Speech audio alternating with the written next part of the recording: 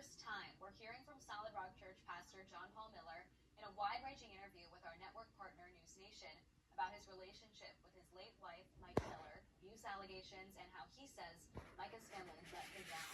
News13 has reached out to John Paul several times, and he specifically refused to talk to us.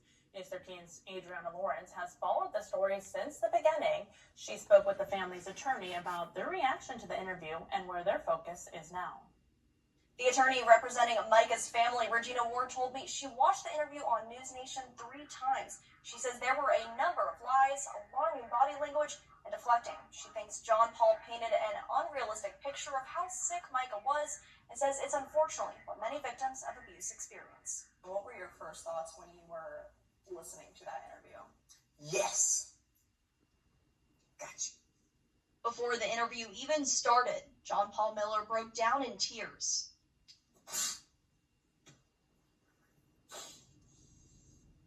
Oh, man. Oh, man. It was, to me, it's like, oh, here, instead of Pastor Miller, it's Actor Miller.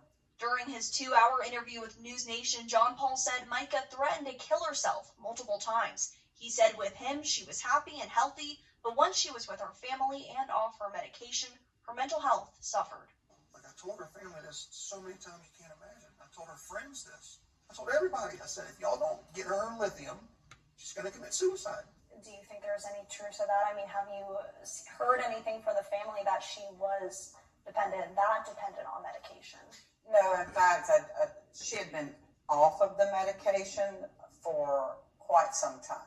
Ward says Mica was depressed, but she wasn't aware of any suicidal thoughts. He contributed to that. I mean, you only had to watch the interview and you're exhausted by the end of it. And guess what? You only got to see the parts they clipped. Could you imagine sitting there through the whole thing?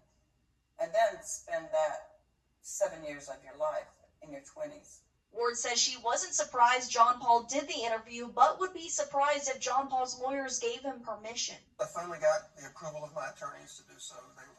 The ones working on the defamation cases, they said it's easier to win a defamation case the more that people talk. During the interview, John Paul denied any allegations of abuse towards Mica, but Ward says Mica kept a detailed journal of John Paul's alleged controlling and manipulative behavior.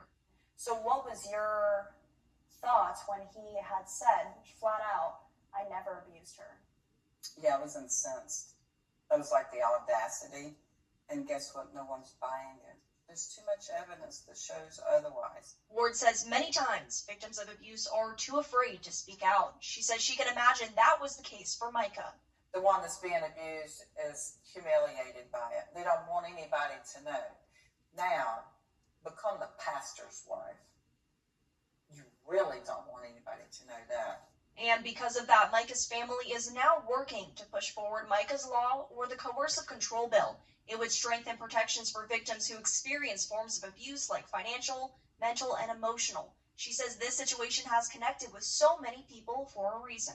But because all eyes of the nation and, in fact, the world have been on this case, which has really enlightened, I hope, the general public about this insidious problem that we have.